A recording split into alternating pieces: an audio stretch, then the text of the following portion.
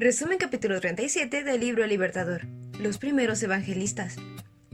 Los apóstoles habían acompañado a Jesús viajando a pie por Galilea, habían caminado y hablado con el Hijo de Dios, y habían aprendido cómo trabajar por la humanidad.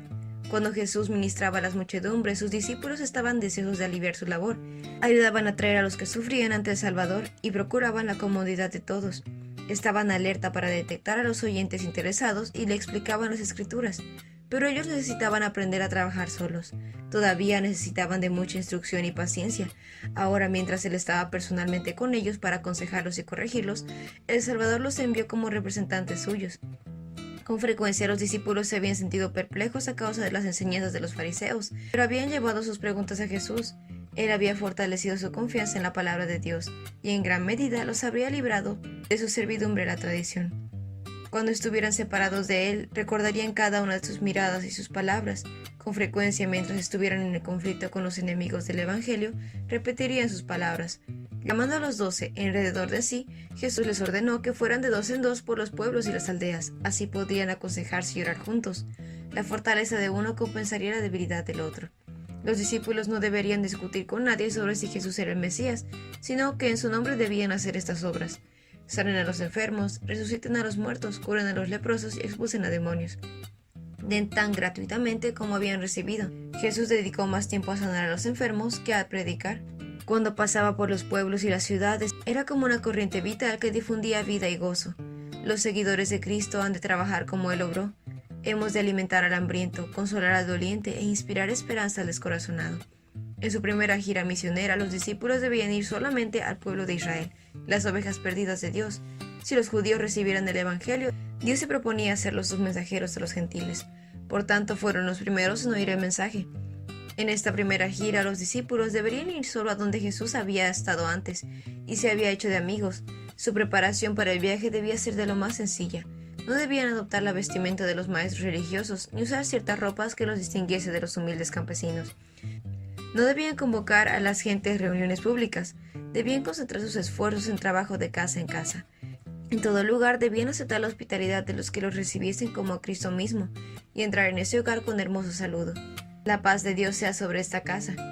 Este hogar iba a ser bendecido por sus oraciones, sus cantos de alabanza y la explicación de las Escrituras en el círculo familiar. Jesús dijo: «Miren, los envío como ovejas en medio de lobos». Por lo tanto, sean astutos como serpientes e inofensivos como palomas.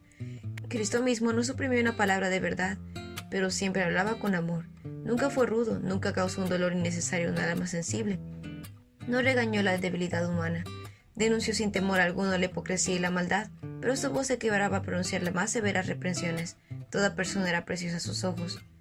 Continuando con sus instrucciones a los discípulos, Jesús dijo: «Guárdense de los hombres». No debían poner una confianza implícita a los que no conocían a Dios, ni darles a conocer sus planes, porque esto daría una ventaja a los agentes de Satanás.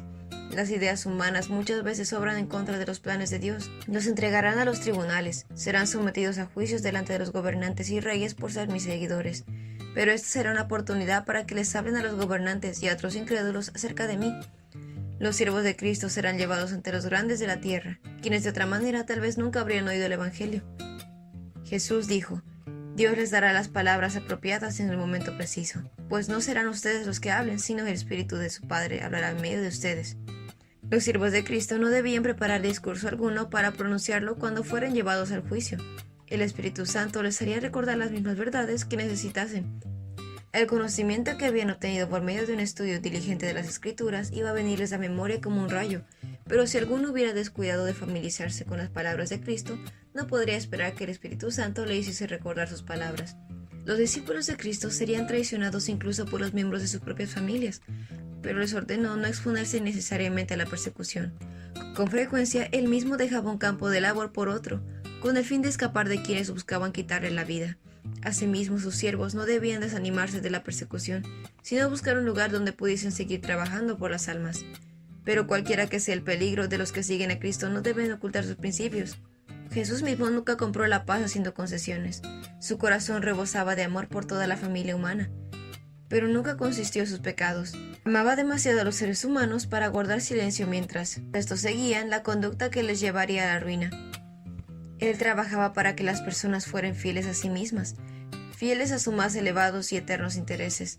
Los siervos de Cristo son llamados a hacer la misma obra y deben tener cuidado de no renunciar a la verdad al tratar de evitar los conflictos. Jamás podremos obtener la paz verdadera cediendo a los principios. Satanás obra tratando de llenar nuestros corazones de duda. Nos intenta pecar y luego considerarnos demasiado malos para acercarnos al Padre Celestial.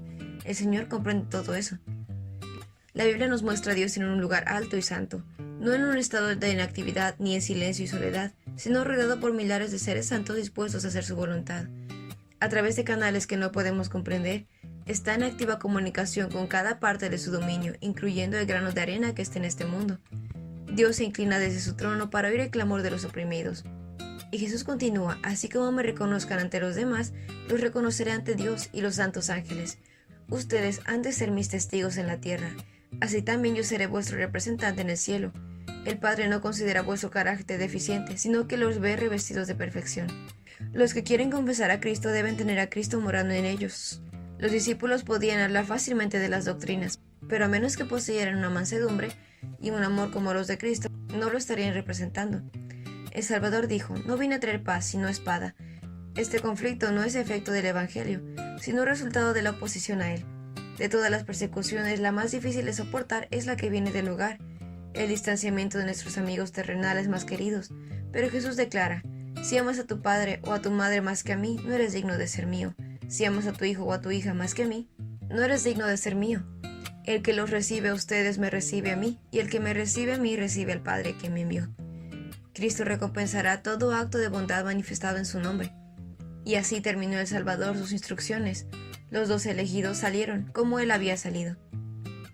Y ese fue el resumen del capítulo 37 del Libro Libertador. No olvides compartir este video con tus compañeros de clase o con otras personas que tú creas que puedan necesitar este resumen. Nos vemos la próxima.